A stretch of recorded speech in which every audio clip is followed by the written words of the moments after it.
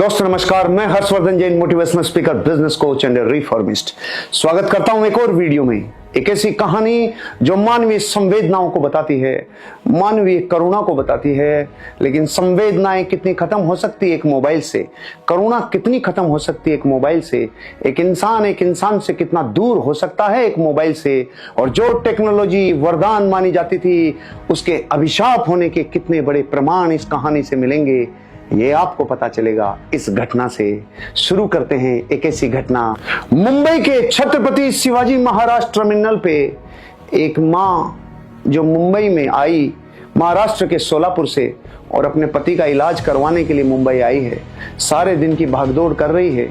एक 4 साल की बेटी है आरोही, और उसके साथ इतना संघर्ष करके मुंबई घूमी है कि उसके पति को संभालने करने में इतनी थकान भरा जीवन हो गया कि जैसे रेलवे स्टेशन पे आई और भीड़ के बीच में, भीड़ पूरी चारों तरफ भीड़ है, और बैठे बैठे कुछ पलों की आंख लगी थी।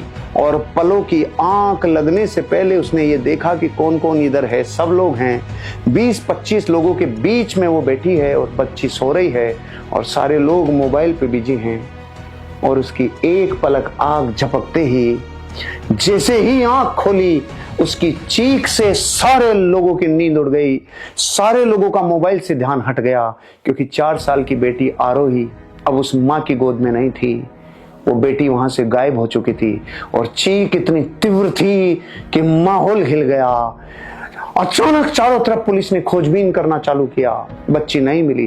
पूरा दिन हो गया, 2 दिन हो गया, 3 दिन हो गया, 15 दिन हो गया। पूरे मुंबई और आसपास में इंफॉर्मेशन दी, लेकिन बच्ची नहीं मिली। और थकान के बाद मुंबई पुलिस भी ठहर गई, और मुंबई पुलिस ने ये काम अब उस कांस्टेबल को दिया जिससे रिटायर्ड हुए बहुत समय हो गया था। Retired police constable Rajesh Pande ji को दिया, क्योंकि वो बच्चों की तस्करी वाले मामलों में, बच्चों की गुमशुदगी मामलों में बहुत एक्सपर्ट थे। राजेश पांडे जी दोबारा आए। उन्होंने सारे उपनगरीय टर्मिनल्स को, सारे उपनगरीय स्टेशंस को, जितने भी मुंबई के आसपास के स्टेशन थे, सबके सीसीटीवी को छानना चालू किया। सारे सीसीटीवी को छानते वो दृश्य देखा, रूह कांप गई।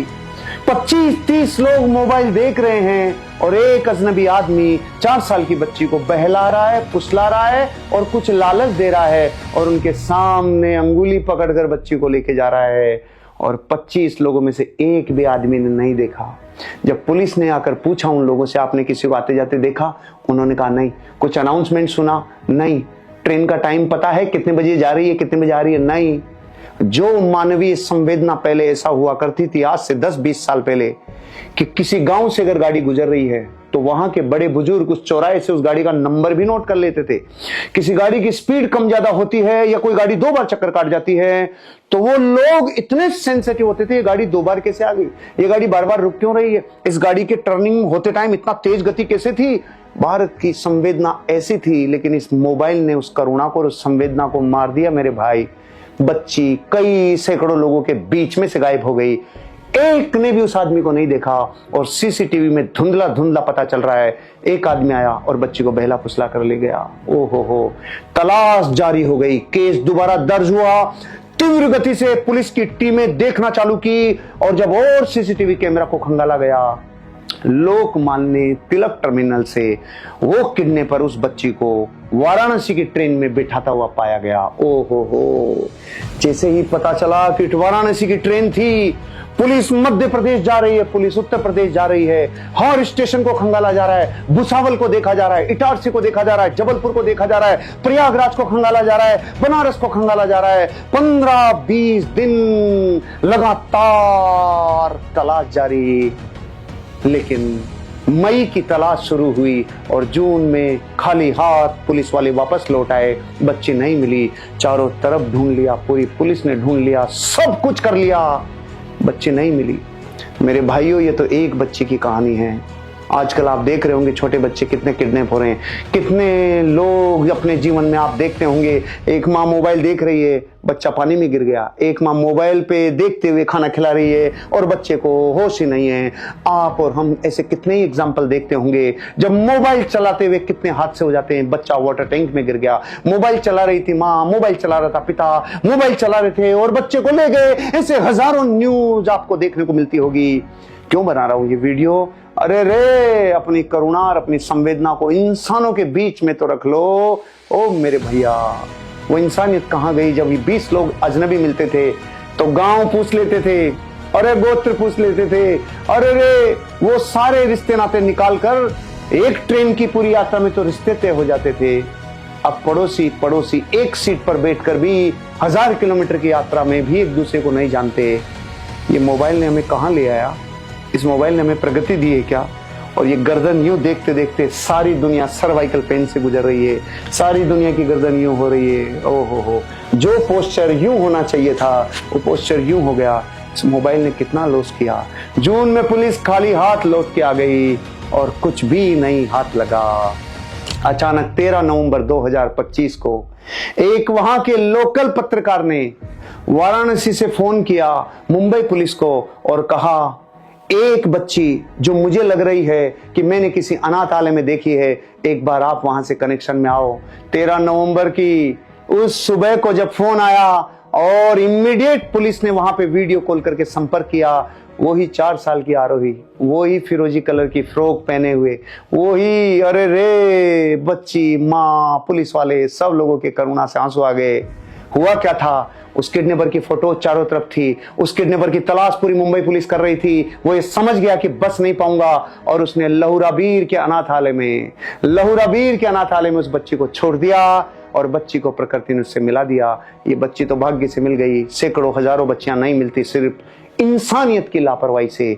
इस कहानी से 3 लेसन मिल रहे हैं मुझे, जो मैं आपको बताने वाला हूं। पहला लेसन, अरे जब इंसानों के बीच में रहो तो इंसानियत के लिए संवेदनशील रहो, अलर्ट रहो, सजग रहो। 20 लोग परिवार के, 10 लोग परिवार के, 5 लोग परिवार के, मोबाइल पे ध्यान अर्जेंट और इंपॉर्टेंट हो तो दो, नहीं तो इंसानियत की संवेदनाओं को तो उस टाइम जीवित रखो मेरे भाई। इंसानों के बीच में जब रहो, अरे जब अकेले रहो, जब कोप भवन में रहो, तब तो मोबाइल पे डूबे रहो, लेकिन इंसानों के बीच में रहते हो तो उस टाइम संवेदनशील रहो। कुछ भी घट सकता है, कुछ भी हो सकता है। Be alert. जब इंसानों के बीच में रहते हो तो इंसानियत आपकी जिम्मेदारी बनती है, आपको सजग और अलर्ट रहना चाहिए।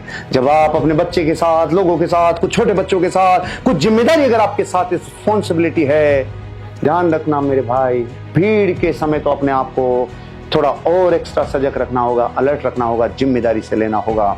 दूसरा लेसन, जब भी सार्वजनिक जगहों पे छोटे बच्चों पे ध्यान देने की इंटेंशन को थोड़ा और ज्यादा इंटेंसिटी के साथ लगाओ।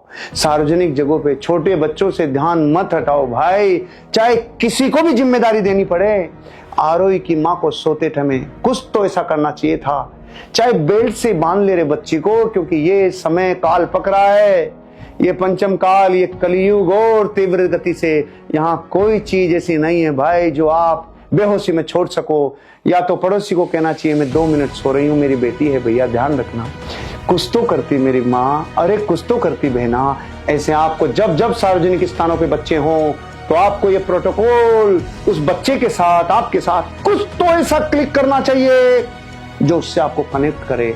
सार्वजनिक स्थानों पे थोड़ा और अलर्ट रहना होगा, रिस्पॉन्सिबिलिटी लेनी होगी, आसपास में देखना होगा। मैं तो भैया वो कह रहा हूँ जो मेरे दिल की करुणा बोल रही है।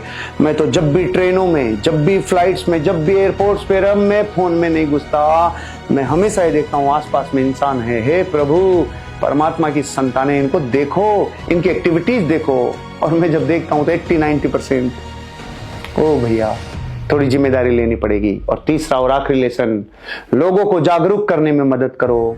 इस संसार में मोबाइल लोगों की त्रासदी भी बन रहा है, वरदान भी बन रहा है।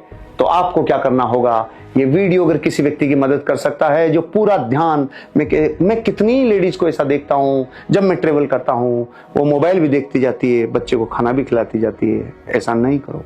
वो मोबाइल भी देखती जाती है, बच्चे को खेलने के लिए छोड़ देती है, वो मोबाइल भी देखते जाते हैं। मैं सिर्फ माँ की बार बार इसलिए कर रहा हूँ भाई, थोड़ी माँ की रिस्पॉन्सिबिलिटी ज्यादा है, लेकिन इसका मतलब ये नहीं है कि पिता इस पे ध्यान नहीं दे। बच्चों को घरों के बाहर मत छोड़ो, खुला मत छोड़ो, थोड़ा ध्यान रखो, कोशिश करो चीजों को हमेशा निगरानी में रख सको और ये मैसेज लोगों तक पहुंचा सकते हो तो आप भी कारण बनेंगे लोगों में अवेयरनेस पैदा करने की। आपकी करुणा, आपकी संवेदनशीलता अगर इंसानियत के लिए होगी तो ये मोबाइल रहते हुए भी हमारे लिए साधक ही होगा। बाधक नहीं बनेगा। बस इंसानों के बीच में रहकर जागरूक रहो। विश्व द बेस्ट। जय हिंद, जय भारत।